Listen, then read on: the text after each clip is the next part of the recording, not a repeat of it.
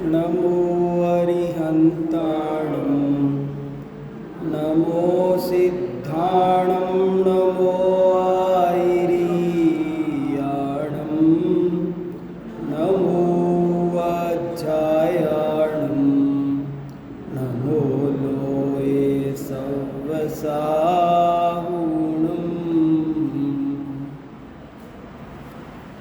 पिछली बार हमने ये समझा था कि जैन धर्म स्वच्छता के बारे में क्या कहता है।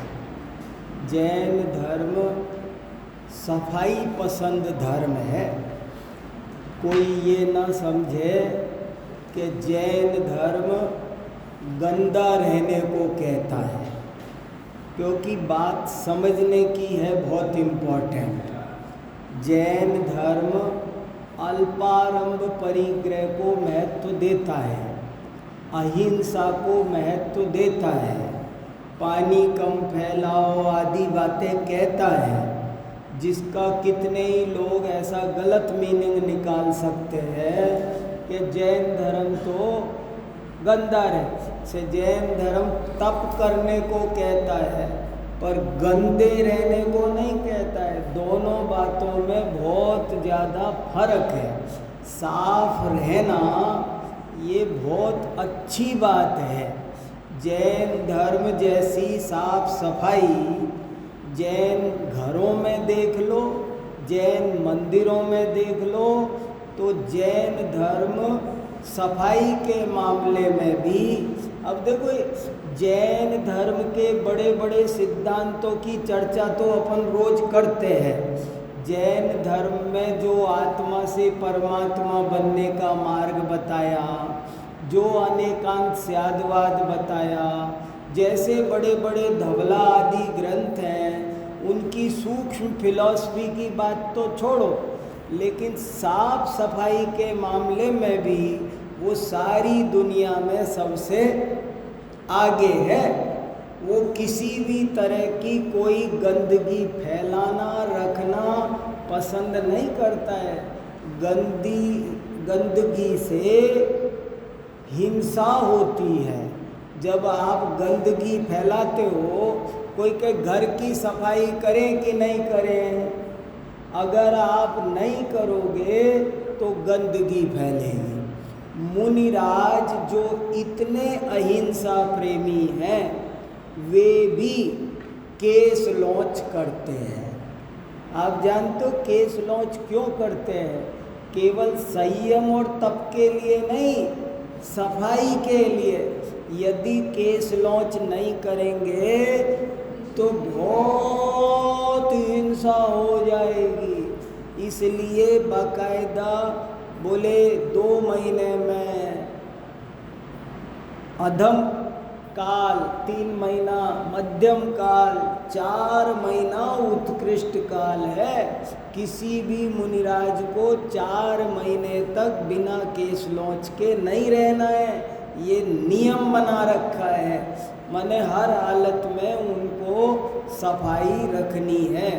ऐसे ही रसोई में भी हम हर चीज़ों को बहुत मर्यादा के साथ में, मसाले, आटा, कोई चीज़ जैन घरों में बहुत ज़्यादा साफ सफाई पर ध्यान दिया जाता है। और यदि पूरे देश को बढ़िया से बढ़िया रखना है तो जैनों की ये सफाई की पॉलिसी भी समझने लायक है, अपनाने लायक है। ये चर्चा अपन ने पिछली बार की थी। बहुत इम्पोर्टेंट चर्चा थी। चाहे तो आज भी कर लें, इतनी चर्चा थी। चाहे तो अगले हफ्ते भी कर लें, इतनी चर्चा थी। लेकिन मैं अब आज उसी से थोड़ा सा जुड़ा हुआ पर बहुत ही इम्पोर्टेंट टॉपिक आपको सुनाना चाह रहा हूँ। वैसा का वैसा एक टॉपिक इस पुस्तक में, जैन आचार प्रदीपिका में, पेज नंबर 46 नंबर के पेज पर एक बहुत इम्पोर्टेंट आर्टिकल है। जब इस आर्टिकल को मैंने लिखा तो पता नहीं कहाँ से कैसे कैसे फैला। ये कम से कम 10 बड़ी बड़ी मैगजीन में छपा, विदेशों में छपा, यहाँ छपा। और ये बहुत सोच विचार के बड़े काम का समझने लायक टॉपिक है। क्या टॉपिक है? 5 समितियाँ। क्या टाइटल है? आपने सबने नाम तो सुने होंगे। मुनिराजों के 28 मूल गुण होते हैं, वो तो सबको पता है ना। ऐसा कोई जैन श्रावक नहीं होना चाहिए जिसको मुनि महाराज के 28 मूल गुण पता ना हो। श्रावकों के मूल गुण तो पता है ना। श्रावकों के 8 मूल गुण होते हैं। मूल गुण माने, मूल माने जड़, सारे गुणों की जड़। जैसे ये जड़ नहीं हो तो पेड़, पत्ते, फूल, फल कुछ नहीं हो सकते। ऐसे ही मुनिराजों के भी मूल गुण होते हैं 28। श्रावक के 8 मूल गुण होते हैं। और उस 28 मूल गुणों में एक चीज़ है 5 समितियाँ, 5 महाव्रत, 5 समितियाँ, 5 इंद्रिय विजय, 6 आवश्यक और 7 शेष गुण। 28 मूल गुण कौन कौन से हैं मुनि महाराज के? हमको पता होना चाहिए। अपन को हर मुनिराज के, श्रावक के और ज़्यादा चीज़ें पता नहीं हो, पर मूल गुण तो पता होना चाहिए। श्रावक को मद्य, मांस, मधु 3 का त्याग और 5 उदंबर फलों का त्याग, ये श्रावक के मूल गुण है।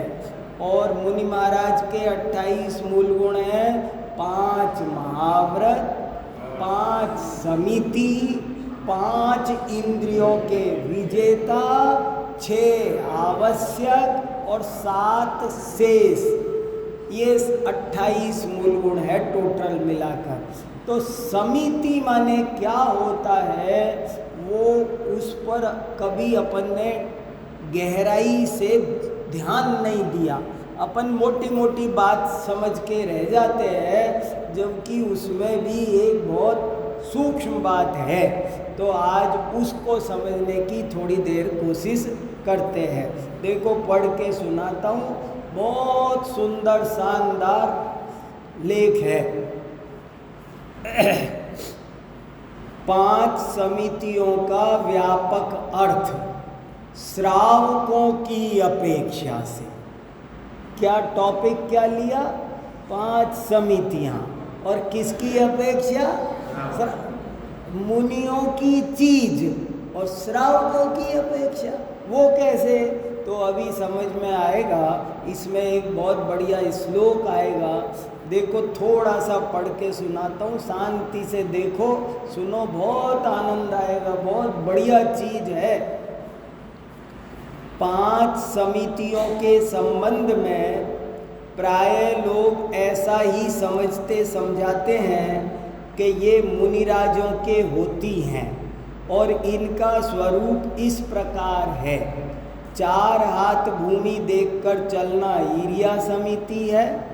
हितमित प्रिय वचन बोलना भाषा समिति है। दिन में एक बार खड़े होकर आहार ग्रहण करना वो ऐषणा समिति है। पिच्ची कमंडल शास्त्र आदि को देखभाल कर उठाना रखना वो आदान निक्षेपण समिति है। और निर्जंतु स्थान देखकर वहाँ मलमूत्र त्यागना, इसका नाम व्युत्सर्ग समिति है, जिसका दूसरा नाम प्रतिष्ठापना समिति। पहले तो 5 समिति के नाम यदि हम में से किसी को नहीं याद हो तो वो याद कर लो, ताकि हमारा ये बात आगे का पाठ पूरा अच्छे से समझ में आ जाएगा। ईर्ष्या समिति, भाषा समिति, ऐषणा समिति, आदान निक्षेपण समिति और व्युत्सर्ग समिति, 5 समितियां हैं। ईर्ष्या का मतलब होता है चलना। 4 हाथ ईर्ष्या शब्द गमन का पर्यायवाची है। चार हाथ देख कर चलना वो ईरिया समिति है। बोलना भाषा, हित मित प्रिय वचन बोलना वो भाषा समिति है। और ऐसणा माने खाना, भोजन, भोजन सब में जो सावधानी रखते हैं वो ऐसणा समिति है। और आदान निक्षेपण, आदान माने लेना और निक्षेप माने रखना, चीज़ों को रखना, उठाना सावधानी से, लापरवाही से नहीं। लोग तो जिनवाणी की किताब भी ऐसे बंद कर देते हैं, झट, सोचते भी नहीं, देखते भी नहीं कि क्या है। कई दफ़े आप देखते होंगे जिनवाणी में चावल निकल रहे हैं, कई दफ़े ऐसे देखा 2 पन्नों के बीच में कोई जीव दब गया, ऐसा कई दफ़े देखा गया। कोई चींटी आ गई तो हमने तो बांध करके रह, कोई मक्खी आ गई दाग दी। तो ये आदान निक्षेपण समिति है कि देखने रखने में भी सावधानी रखो। और 5वीं समिति का नाम है व्युत्सर्ग समिति। व्युत्सर्ग का मतलब होता है त्याग, मल मूत्र छोड़ना, इसका नाम है व्युत्सर्ग। तो जैसे मुनि महाराज रात्रि में मलमूत्र नहीं करते हैं। क्यों नहीं करते हैं? क्योंकि अंधेरा होता है। मुनिराज रात्रि को नहीं निहार करते हैं, दिन में उजाले में देख करके निर्जंतु थान विलोक के, निर्जंतु स्थान देख करके।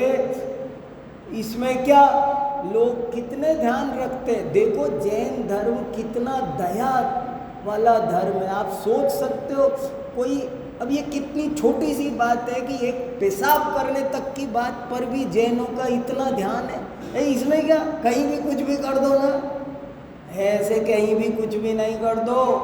तुम तो करोगे, लेकिन कहीं चींटियों का बिल हुआ तो उस पर तो बाढ़ आ गई। आपने तो बाथरूम किया और चींटी के बिल के लिए क्या था वो, उसके लिए तो बाढ़ आई थी। जब हम डरते हैं यमुना में बाढ़ के नाम से, तो उन पर भी तो दया करो। तो जैन धर्म कितना दया प्रदान है, ऐसा दया में धर्म आपको संसार में दूसरा नहीं मिलेगा। तो इसका नाम है व्युत्सर्ग समिति। ये 5 समिति मुनिराजों के जीवन में होती ही होती है। कब? और ये क्या है? मूल गुण है। मूल गुण मतलब इनमें कोई कंप्रोमाइज नहीं हो सकता। मुनि महाराज बिना देखे चल सकते हैं क्या? थोड़ी देर चल सकते हैं क्या? नहीं, एक कदम भी नहीं चल सकते। मूल गुण का मतलब क्या? एक कदम भी समितियों का भंग नहीं कर सकते। कर दे तो उनका मुनिव्रत चला जाए। इसलिए मूल गुणों का पालन जरूर करना चाहिए। अब अगला पैराग्राफ पढ़ो। किंतु ये अर्थ बड़ा ही सीमित और स्थूल है। यदि थोड़ी व्यापक एवं सूक्ष्म दृष्टि से देखा जाए तो इसमें से और भी अनेक महत्वपूर्ण अर्थ प्रकट होते हैं। क्या? अब देखो, किसी को ये ध्यान नहीं गया होगा, अगला पैराग्राफ। दरअसल समिति का अर्थ होता है सम्यक प्रवृत्ति।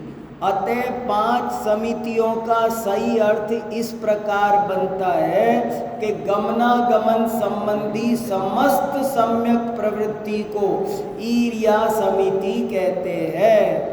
भाषा संबंधी समस्त सम्यक प्रवृत्ति को भाषा समिति कहते हैं।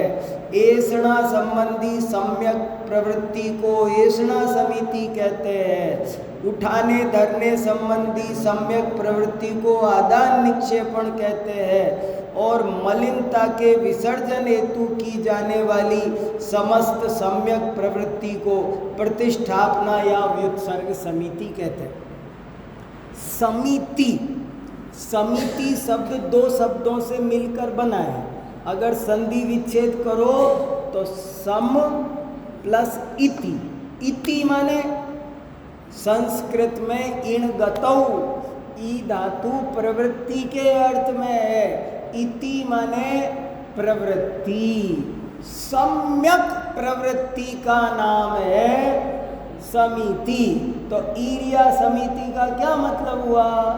ईर्या माने चलना, चलने के बारे में सारे डू और डू नॉट्स का ध्यान रखना, इसका नाम हुआ ईर्या समिति। समझ में आया ना? ईर्या समिति माने हर काम में कुछ डूज होते हैं, कुछ डू नॉट्स होते हैं, कुछ करना चाहिए, कुछ। भाषा समिति माने बोलने में जो सारे डू नॉट्स हैं उनको हमें पालना है। खाने में जितनी जो जो काम करने योग्य है वो करना है, नहीं करने योग्य वो नहीं करना है, उसका नाम ऐसा समिति है। सब बातों का पूरा ध्यान रखना, उसका नाम समिति है। अच्छा, केवल 4 हाथ देखकर चलने का नाम ईर्या समिति नहीं है, और भी बहुत बात है। मुनिराज कभी भी कहीं भी फालतू नहीं चलते। हम घूमने जाते हैं, चलो भाई कहीं भी घूमने जाते, बेवजह घूमने जाने से समिति भंग होती है। ईर्या समिति में मुनिराज का नियम है कि जाएंगे तो किसी न किसी प्रयोजन से जाएंगे। तीर्थ यात्रा के उद्देश्य से, चैत्यालयों की वंदना, धर्म प्रभावना, इस भावना से जाएंगे तो उसका नाम 4 हाथ देख के तो चले, लेकिन ऐसे ही गए घूमने, जरा देख आए, देखे मुगल गार्डन घूमे आए, नहीं, ईर्या समिति में ये नहीं कर सकते। वो जाएंगे तो धर्म के प्रयोजन से जाने का नाम ईर्या समिति है। देख के भी चलो, मगर वो भी बहुत सावधानी से। क्यों गूंज रहे? देखो, वैसे तो यदि मुनि, अब देखो अगला पैराग्राफ बहुत अच्छा है। वैसे तो यदि मुनियों के संदर्भ में ही देखा जाए तब भी इनका अर्थ उपर्युक्तानुसार सीमित नहीं है, उसमें अनेक विशेष बातें और भी आती है जिनकी चर्चा श्रवणाचार विषयक ग्रंथों में मिलती है। यहाँ हम उस विस्तार में नहीं जाना चाहते हैं, किंतु इनका पूरा अर्थ समझने के लिए इन्हें श्रावकों के संदर्भ में भी देखना चाहते हैं, जो कि बहुत आवश्यक है, क्योंकि शास्त्रों में श्रावकों को भी यथाशक्ति 5 समितियों के पालन की प्रेरणा दी गई है, जैसा कि लाटी संहिता के निम्नलिखित श्लोक से स्पष्ट होता है। देखो, लाटी संहिता एक रत्नकरंड श्रावकाचार जैसा ग्रंथ है श्रावकाचार का। उसमें एक बहुत बढ़िया श्लोक आया है, मैं आपका ध्यान खास चाहता हूँ इस पर। देखो क्या लिखा, यथा समितया 5 सन्ति तिस्रश्च गुप्तयः अहिंसा व्रत रक्षार्थम कर्तव्यादेश तोपितैः। बहुत बढ़िया काम का श्लोक है, मैंने पहली बार पढ़ा तो बहुत आनंद आया। क्या कह रहे हैं? जैसे मुनि महाराज 5 समिति पालते हैं, सुनना जरा इसका अर्थ, हे श्रावक, जैसे मुनि महाराज 5 समिति पालते हैं, वैसे ही तू भी अपनी शक्ति अनुसार 5 समिति पाल। अभी कोई मेरे से कहे ईर्या समिति का ध्यान रखा करो, तो हम में से कोई कहेगा हम क्यों रखें, हम कोई मुनि महाराज थोड़े है। ईर्या समिति किसको पालनी चाहिए? 5 समितियां किसके होती है? मुनि महाराज के। लेकिन यहाँ लिखा है कि मुनिराज के जीवन में जो जो होते हैं वे सब श्रावक भी अपनी शक्ति अनुसार पालो।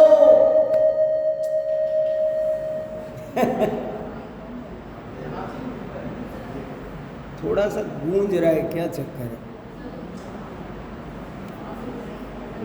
हाँ, उसको बंद कर दो, शायद हो सकता। देखो कितनी, ये एक बहुत खास बात है। मैं आपको यही बात ज़्यादा सुनाना चाह रहा हूँ। क्या बहुत से लोग ऐसे होते, ये बात तो मुनिराजों की है, हम क्या करें? ये बात तो श्रावकों की है, हम क्या करें?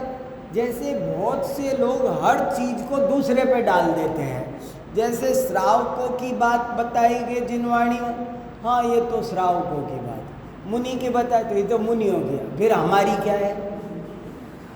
4 गति के जीवों के दुख बताते हैं, हाँ ये तो तिर्यंचों के हैं, हाँ ये तो नारकियों के हैं, ये तो मनुष्यों के हैं, ये तो देवों के हैं, और तू क्या है?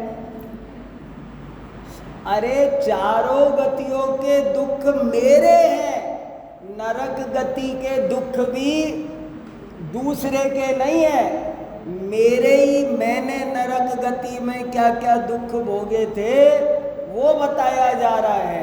अपने पर घटाओ, हर चीज अपने पर घटानी चाहिए। तो देखो क्या कितना बढ़िया लिखा, यथा समितय पंच संति तिस्रश्च गुप्तया अहिंसा व्रत रक्षार्थम कर्तव्यादेश तो पितई। अहिंसा व्रत की रक्षा के लिए श्रावकों को भी 5 समितियों और 3 गुप्तियों का देशतः पालन करना चाहिए। देशतः माने पार्शियली, थोड़ा सा आंशिक, और 3 गुप्ती होती है। 5 समितियों की तरह ही 3 गुप्तियाँ होती है, मन गुप्ती, वचन गुप्ती, काय गुप्ती। क्या फर्क होता है गुप्ती में और समिति में? क्या अंतर है? गाड़ी चौथे गियर पे चल रही हो, उसे गिरा के दूसरे पे ले आना ये समिति है, और बंद कर देना वो गुप्ती है। समझ में आया? समिति और गुप्ती में क्या फर्क है? जैसे भाषा समिति कहती है कि तुम बोलो पर ऊट पटांग मत बोलो, अच्छे से बोलो। लेकिन वचन गुप्ती कहती है अच्छे से भी मत बोलो, बोलो ही मत। समझ में आया? मनोगुप्ती क्या कहती है कि सोचो ही मत। अब भाषा जो ऐसा समिति है वो क्या कह रही है कि भोजन तो करो पर देखभाल के वो करो। और जो गुप्ती होगी वो क्या कहेगी? नहीं, करना ही नहीं है। संयम और तप में क्या फर्क होता है? 10 धर्म आएंगे ना अभी, बहुत से लोगों को पता नहीं। संयम में और तप में क्या अंतर है? संयम का मतलब है कि कंट्रोल करना, और तप का मतलब है पूरी तरह ब्रेक लगा देना, खत्म। स्पीड खत्म करने का नाम तप है। मैं एक बार खाना खाऊंगा, ये है संयम, और बिल्कुल नहीं खाऊंगा, तप। संयम और तप में फर्क है। ऐसे ही समिति और गुप्ती में क्या फर्क है कि समिति में बुरा छोड़ो, अच्छा करो। लेकिन गुप्ती कहती है बुरा भी मत करो, अच्छा भी मत करो, करो ही मत, तुम तो ज्ञाता दृष्टा रह जाओ। ये फर्क है गुप्ती में। तो कहा मुनि महाराज के तो ये 8 चीज है ही है, ये 5 समिति और 3 गुप्ती, ये बहुत बढ़िया चीज मानी गई है हमारे शास्त्रों में। बहुत सैकड़ों पेजों में इनका वर्णन है और ऐसा लिखा गया है अष्ट प्रवचन मात्रिका। ये जिनवाणी के 8 माल हैं, रत्न है ये। जो इन 8 को पाल लेगा उसे जिंदगी में कहीं कोई संकट नहीं आएगा। 8 चीज है, 5 समिति और 3 गुप्ती। तो देखो कह रहे हैं साफ साफ, पहली बात तो ये इम्पोर्टेंट मिली आज कि ये केवल मुनियों के लिए नहीं है, बल्कि श्रावकों को भी अपनी शक्ति अनुसार, अगर मैं वचन गुप्ती पालूं तो क्या दिक्कत है? कुछ नहीं, पालो, तुम्हारी शक्ति हो तो पालो। मन गुप्ती, वचन गुप्ती, काय गुप्ती, क्या फर्क है काय गुप्ती में और ईर्या समिति में? ईर्या समिति में तो चलना तो है, पर देख के चलना है, और काय गुप्ती में चलना ही नहीं है। बाहुबली की तरह खड़े हो जाओ। बाहुबली भगवान ईर्या समिति पाल रहे थे कि नहीं? उनके भाषा समिति थी कि नहीं? ऐसना समिति थी कि नहीं? बाहुबली भगवान के ईर्या समिति थी, चले ही नहीं, दीक्षा ली, खड़े हो गए। भाषा समिति थी, बोले ही नहीं। ऐसना समिति एक भी दिन बिहार को नहीं गए। आदान निक्षेपण समिति कुछ उठाया धरा नहीं, और व्युत्सर्ग समिति, 5 समितियां नहीं। तो बड़े उच्च कोटि के मुनि महाराज गुप्तियां पाल ली ना। 28 मूल गुण में 3 गुप्तियां नहीं है। 28 मूल गुण में 5 समिति है, पर 3 गुप्ती नहीं है। क्यों? कि गुप्ती हुए बिना तो मुनि महाराज हो सकते हो, लेकिन समिति हुए बिना मुनि महाराज नहीं हो सकते। मुनि महाराज के समिति होना जरूरी है, और गुप्ती होना वो कंपलसरी नहीं है, वो ऑप्शनल है, एसेंशियल है। पाले तो बहुत बढ़िया, न पाले कोई बात नहीं। देखो, तो कहने का तात्पर्य ये है कि जिस प्रकार व्रत मुनि और श्रावक दोनों के होते हैं, उसी प्रकार समिति भी मुनि और श्रावक दोनों के ही अनिवार्य रूप से होती है। अंतर मात्र इतना होता है कि जिस प्रकार मुनियों के व्रत महाव्रत होते हैं और श्रावकों के अणुव्रत, उसी प्रकार मुनियों की समिति महासमिति होती है और श्रावकों की समिति अणुसमिति। महासमिति महासमिति करते रहते हैं ना। महासमिति क्या होती है पता नहीं लोगों को। मुनिराजों की समिति महासमिति, और श्रावक पाले तो अणु समिति। व्रत में भी तो महाव्रत अणुव्रत है ना। अब देखो बहुत बढ़िया बात आ रही। विषय बहुत विस्तृत एवं गंभीर है, परंतु हम यहाँ मात्र श्रावकों के संदर्भ में इन 5 समितियों का स्वरूप कैसा होगा इस विषय पर कुछ विचार करना चाहते हैं, वह भी आधुनिक संदर्भों में। 5 समितियों का अर्थ आधुनिक संदर्भों में श्रावकों के प्रसंग में कुछ इस प्रकार समझा जा सकता है। जैसे ईर्या समिति हमसे कहती है, हमसे माने श्रावकों से क्या कहती है? देखो अब हमारी ईर्या समिति कैसे होगी? अपन मुनिराजों की ईर्या समिति तो छोड़ो, अभी अपन को अपनी ईर्या समिति कैसे पालना, उस पर थोड़ा ध्यान दो तो आपको पता चलेगा कि जैन धर्म में स्वच्छता की बातें कितनी इम्पोर्टेंट है। जैन धर्म बड़े करीने से जीना सिखाता है। बिखरा बिखरा घर नहीं होता जैनों का, बहुत साफ सुथरा सुव्यवस्थित। तो क्या कहते हैं, हमको क्या क्या करना चाहिए? आज के संदर्भों में सोचो, कोई बच्चा मोबाइल पे बात करते हुए रोड क्रॉस करे तो ये अगर एरिया समिति पालता होता तो ये दुर्गा कितने लोग मरते, हर साल हजारों लोग गलत ढंग से रोड क्रॉस करने के कारण मरते। पटरी क्रॉस करते हैं, रेलवे क्रॉस करते हैं, मर जाते हैं। ये एरिया समिति पालो। हे श्रावक, तुम तो एरिया समिति पालो। हमारी एरिया समिति क्या कि हमको साइकिल, स्कूटर, गाड़ी ये भी देख कर चलो। पैदल तो चलो जो चलो ही, गाड़ी भी ऐसे थोड़ी गाड़ी चला रहे और आगे कुत्ता आ जाए तो चढ़ा दो, क्या हो रहा है? उसको भी देख करके चलाओ। रॉन्ग साइड चलाते कई दफे, थोड़ी सी लापरवाही के कारण हम गाड़ी को रॉन्ग साइड चलाते।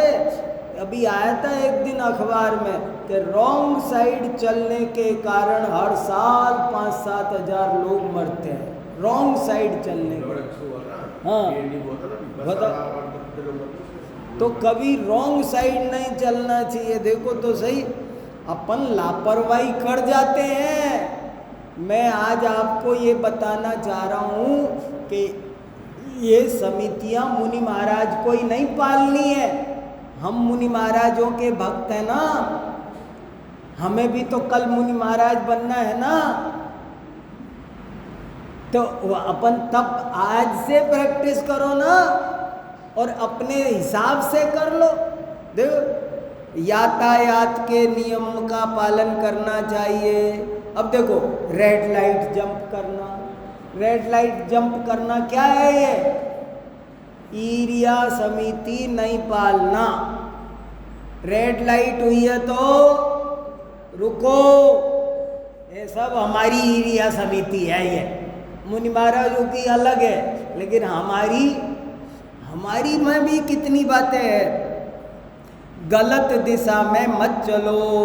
रोड क्रॉस करना हो तो जेब्रा क्रॉसिंग से ही करो, पारगामी पुल से, फुटओवर ब्रिज से ही उतरो। रेलिंग कूद कर, फांद कर, पटरी पे से, रेलवे की पे से मत निकलो। रेलवे फाटक बंद है फिर भी निकल रहे, बंद है फिर स्कूटर निकाल ले जाते, जबरदस्ती ले जाते, और कितने लोग मरते हैं। देखो, जैन धर्म बहुत व्यावहारिक है। आप जियो तो बहुत लाइफ अच्छी हो, देश का बहुत विकास भला हो। रेलगाड़ी में ऊपर छत पे बैठकर यात्रा करते हैं। देखो छठ आएगी, देखना कितने सारे कहीं भी जा चढ़ेंगे। अरे भैया, ऐसे नहीं सफर करते हैं। लटक के दरवाजे पे एक हाथ से लटके हुए चलते हैं, भाग रहे, गिर जाते हैं, कितने मर जाते हैं, पीछे से परिवार को दिक्कत। तो ये देखो, चलते समय वार्तालाप मत करो, फोन पर मत करो, हंसी ठट्टा नहीं करो। चलन न खादामी हसन न भासे, हर चीज विवेक के साथ है। फोन पर बात करते हुए सड़क पार नहीं करना चाहिए। गाड़ी चलाते समय भी फोन उठा लेते हैं। अब एक हाथ से फोन पे बात करते जा रहे, फोन उठा रहे, मिला रहे, कर रहे, ट्रांसफर कर। क्या दुर्घटना, कितने एक्सीडेंट होते हैं फोन की वजह से। अमेरिका में बहुत बड़ा फाइन है। तो देखो, फोन पर बात करते हुए सड़क पार नहीं करना गाड़ी, और गाड़ी की ओवर स्पीड नहीं, हर जगह जो स्पीड है वही रखना चाहिए। अब ये सब बातें शास्त्रों में कहीं पढ़ी है आपने? आज मैं पढ़ा रहा हूँ। है 10,000 का फाइन है। हाँ, नहीं कभी भी हमारी श्रावकों की एरिया समिति भी हम पाल रहे हैं क्या? कभी कभी कुछ लोग मुनि महाराजों की कमी निकालते हैं। अरे अपनी कमी बताओ ना, तुम क्या कर रहे हो वो बताओ। देखो, इसी प्रकार की अन्य भी गमनागमन संबंधी समस्त सावधानियां ईर्या समिति में गर्भित जाननी चाहिए, क्योंकि उनके नहीं पालने से स्वयं पर को कष्ट होगा, हिंसा होगी, जीव दया नहीं बले। बहुत लंबी बात है, मैं शॉर्ट में बता रहा हूँ। दूसरी बात, भाषा समिति। भाषा समिति हमसे क्या कह रही? गाली गलौच नहीं करो। असे कितने ही लोगों की जबान में गाली होती है, उनको पता ही नहीं होती, और जब तक मुंह में 2-4 बार बोल, दिन में 20 बार गाली निकालेंगे, मुंह में ही जब चढ़ी हुई है। अरे भैया, ये गालियां क्यों दे रहे हो? ये गालियां बकना बहुत गंदी आदत है, बहुत घोर पाप बंद का कारण है। सुनने वाले को तो बुरी लगती है, तुमको भी पाप लगता है। क्रोध, मान, माया आदि से युक्त वचन मत बोलो, असत्य मत बोलो, अहितकर मत बोलो, अनावश्यक मत बोलो, अनुचित अवसर पे मत बोलो। जब मौका हो तब बोलो, जब मौका बिन मौके पर नीकी पे फीकी लगे, बिन अवसर की बात, बिना अवसर, जब मौका नहीं है तब तुम वो बात कर रहे हो तो शादी रही है और कह रहे हो ये दूल्हा दुल्हन में से पहले कौन मरेगा वैसे? अरे तो हमने कहा ये क्या बोल, क्यों? मैंने कोई अलग गलत प्रश्न पूछा है? ये तो होता ही है ना, कोई न कोई मरता तो है ही ना, एक ही तो पहले मरेगा ना। अरे लेकिन ये बात अभी करने की नहीं है। मौके, किस मौके पे क्या बात? मान लो मैं मेरे कॉलेज से रिटायर हो रहा हूँ आज, और आपको मैंने बुलाया कि मेरी रिटायरमेंट की पार्टी में आओ, तो आपने कहा इसमें क्या, एक दिन दुनिया से ही रिटायर होना है। अरे आज ये बात करने का दिन नहीं है, आज थोड़ा शुभकामना दो कि भाई अब आपका आगे का जीवन अच्छा है। ये बोलने का टाइम है कि अच्छी बात भी नीकी पे फीकी लगे, बिन अवसर की बात। तो भाषा समिति नहीं पालने के कारण हम कुछ भी बोलते। मैं तो बोलूँगा, सही बात बताऊँगा, क्यों नहीं?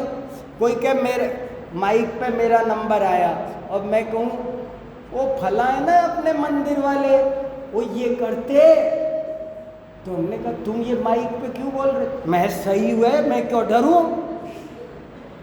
मैं क्यों डरूं? सही बात बोलूंगा। नहीं बोल सकते। भाषा समिति हम पर कहती है जबान पर ब्रेक लगाओ, सही बात भी ऐसे नहीं बोल सकते। देखो, आत्म प्रशंसा मत करो, पर निंदा। कितने ही लोगों को ये बहुत गंदी आदत होती है। कुछ लोग ऐसे मैं जानता हूँ, उनसे जब मिलो अपनी तारीफ, मैं बहुत जानता हूँ, मैं बहुत बड़ा हूँ, मैं जब देखो तब अपनी तारीफ ही तारीफ करते रहते हैं। नीच गोत्र का बंद होता है। कितने ही लोग जब देखो तब दूसरे की बुराई करते रहते हैं। ये बहुत बड़े पाप है। क्या मंदिर करेंगे, क्या और धर्म करेंगे? पहले तो आत्म प्रशंसा और परनिंदा करना आज छोड़ना चाहिए, नंबर 1। बाद में दूसरा धर्म होगा। कभी भी आत्म प्रशंसा नहीं करनी चाहिए, परनिंदा नहीं करनी चाहिए। ये पहला धर्म है। देखो तो सही, फिर देखो, चलो और आगे बढ़े। अब ऐषणा समिति, हमारी ऐषणा समिति, हमारी ऐषणा समिति क्या है कि हम जो 22 प्रकार के अवक्ष बताए, 5 प्रकार के अवक्ष बताए, वो न करें, रात में खाना न खाएं। हमारी ऐषणा समिति क्या है? अपने हिसाब से तो कुछ करो। टीवी देखते हुए खाना खा रहे हो, क्या क्या आ रहा है उस पर, फोन पे बात करते हुए खाना खा रहे हो, ये सब हमारी ऐषणा समिति में गड़बड़, हमारी ऐषणा समिति में गड़बड़ है। फोन पर चल रहे, खाना खाए जा रहे हो, फोन पे देख रहे, व्हाट्सएप कर रहे, खाना खा रहे। अरे भैया, तो ये सब गलत है। तो टीवी देखते हुए, फोन पर बात करते हुए भोजन मत करो, वरना भोजन नहीं देखा जा सकेगा, जीव दया नहीं पलेगी। बातें करते हुए, हंसी ठट्टा करते हुए भोजन ना करो। भोजन और भजन दो काम पूर्ण शांति से। अपनी रसोई भी संभाल कर रखो, खाद्य सामग्री को अमर्यादित काल तक मत रहने दो, ओवर ईटिंग मत करो, भूख से अधिक भोजन नहीं करना, अतिथि को भोजन करा करके ही भोजन करो, मंदिर दर्शन करके ही भोजन करो। बिना मंदिर किए दर्शन करे तो क्या हो गया? ऐषणा समिति गड़बड़ हो गई। घर कोई आया है तो उसको कराए बिना किया तो क्या गड़बड़ हो गई? ऐषणा समिति गड़बड़ हो गई। देखो, झूठा नहीं छोड़ना चाहिए। मैं एक दफे पालीताना गया था, 5000 लोगों ने मेरे साथ खाना खाया था और एक कटोरी भी झूठन नहीं बची थी। कभी झूठन नहीं छोड़ना चाहिए। मेरे पिताजी तो बाद में थाली में पानी डाल के पी जाते थे। अन्न को ब्रह्म कहा है, एक दाना भी नहीं छोड़ना चाहिए। जैन समाज की भोजन व्यवस्था कार्यक्रमों में कभी कभी मुझे बहुत शिकायत रहती है कि ये क्या कर रहा है, बहुत बढ़िया भोजन होना चाहिए। बढ़िया माने वो नहीं कह रहा कि मैं 56 पकवान होने चाहिए। बढ़िया माने थोड़ा शालीनता से खाओ, झूठन मत छोड़ो, फैलाओ मत, गिराओ मत, फेंके जा रहे थाली में ढेर सब्जी, ढेर पूड़ी पड़ी है, ये सब हिंसा का कारण है। उसमें जीव पैदा होंगे, किसको दोष लगेगा? जिसने छोड़ा है। देखो, तो बाजार का बना अशुद्ध भोजन मत करो। ये बाजार का खाना क्या है? ऐषणा समिति में दोष। रसोई में दाल, सब्जी, मिठाई, रस, कुछ भी खाद्य सामग्री फैलाओ मत, चींटियाँ हो जाती है, हिंसा होती है।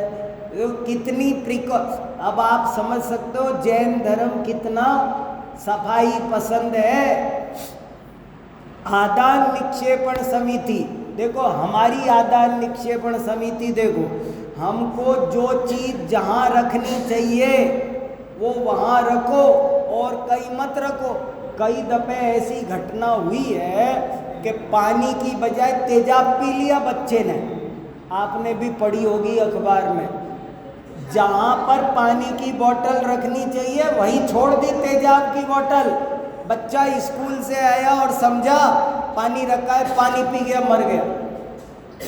अरे भैया, हर चीज, जरा जरा सी चीज, सिरिंज कहाँ फेंकना, इलेक्ट्रॉनिक आइटम कहाँ छोड़ना, पॉलीथीन कहाँ छोड़ना, सब सिस्टम है। कौन कचरा कहाँ डालना। नाखून काटे और डाल दिए ऐसे ही छत पे। चिड़िया चुग गई चावल समझ के मर जाती है, नाखून काट के डाल देते हैं। चिड़िया चुग जाए तो मर जाती है नाखून को। केस, ये बाल पेट में चला जाए तो मर जाता है आदमी। बाल के पेट में जाने से जलोदर हो जाता है, मर जाता है। मुनि महाराज ऐसे ही नहीं छोड़ते बाल आने से खाना। 2 दिन का भोजन नहीं मिला और बाल आ जाए तो भी ये नहीं कि बाल निकाल दिया और भोजन कर लिया, नहीं, भोजन छोड़ देते हैं। सोचो कितने हमारे, हम किनके शिष्य हैं, हमारे गुरु कैसे हैं। तो कुछ तो थोड़ी सी अपने गुरु की इज्जत है कि नहीं। हमारे गुरु जी कैसे है, उन गुरु के कदमों पर थोड़ा तो चलो, ज़्यादा ना सही तो थोड़ा तो चलो। तो देखो, झूठे बर्तन अलग रखो, शुद्ध बर्तन अलग रखो, आपस में मिलना नहीं चाहिए, टच नहीं होना चाहिए। उसका उसमें मिल जाए तो क्या करते हैं, झूठी थाली में साफ थाली रख दी, साफ कटोरी रख दी, तो अब वो साफ कटोरी भी झूठी हो गई, अब वो साफ नहीं है। सब कैसी कैसी बातें हैं देखो, जूते, चप्पल, मोजे, पॉलीथीन बैग, कहाँ मोजे रखना, क्या करना, आए उठाए दाढ़। अरे बच्चों को भी संस्कार सिखाओ, क्या करना दे। अपनी गाड़ी को रॉन्ग साइड जगह पे पार्क कर दिया। गलत जगह गाड़ी पार्क करना क्या है? आदान निक्षेपण समिति नहीं जानते हो? क्रेन उठा के ले जाएगी, 600 रुपये तो उठाने के देने पड़ेंगे, अब बाकी जो और लगेगा वो देने पड़ेंगे। सूखे गीले प्रेस किए कपड़े अपनी जगह रखो, फल सब्जी मिठाई तेल ज्वेलरी रुपए सब चीज़ें। किताब पे ही तुमने गुलाब जामुन की कटोरी रख दी। अरे भैया कहाँ चाय का कप रखना, हर चीज़ सिस्टेमेटिक लाइफ होनी चाहिए। और प्रतिष्ठापना या व्युत्सर्ग समिति हमसे क्या कहती है? देखो, पिन, आलपिन, सुई, कांच, ब्लेड, चाकू, कैंची, कील, चश्मा, पेन, पेंसिल, दवाई हर चीज का सिस्टम है, कुछ भी नहीं कर सकते। और सब मैं आपको अपने मन से नहीं सुना रहा, शास्त्र में लिखा है। और प्रतिष्ठापन समिति भी हमसे यही कहती है, कहीं पर भी छींको मत, छिनको मत। पान थूक दिया, सारे जीना खराब कर देते हैं, नाक छिनक देते हैं। ये सब कोरोना में बताया था ना। तो अगर सुंदर जीवन शैली अपनानी हो तो जैन धर्म पालो, 5 समिति पालो, तब कहीं पर भी बाल बाते, ऐसे नहीं बा सकते। हमारे घर में डांट पड़ती थी, कहाँ बाल बा रहे हो? बाल बा भी कहीं भी नहीं सकते हैं, क्योंकि कहीं भी बाओगे तो वे रसोई में जाए बिना नहीं मानेंगे। इसलिए कहने का मतलब ये है कि छींक आ रही तो रुमाल लगाओ। सब चीज़ें लिखी है शास्त्रों में, मैंने अपनी मर्जी से नहीं लिखी है, ये उन्हीं का अर्थ कर करके बताया है। आप ईमानदारी से मैंने तो खुलासा किया है, अपनी तरफ से नहीं लिखा। तो अगर हम भी ये 5 समिति पालें तो हमारा जीवन बहुत बढ़िया हो सकता है और पूरे देश में ही बहुत अच्छा स्वच्छता और सुंदरता, स्वच्छ और सुंदर देश बन सकता है हमारा। ठीक है, चलो बहुत अच्छा, बहुत बढ़िया है। ये बहुत अच्छे अच्छे लेख हैं, कितने क्या। मैं सोच रहा हूँ 10 लक्षण के बाद कोई ग्रंथ लगाएंगे हम। बहुत मेहनत कर के लिए, ये 20 साल की किताब है, ये 20 साल में लिखी गई।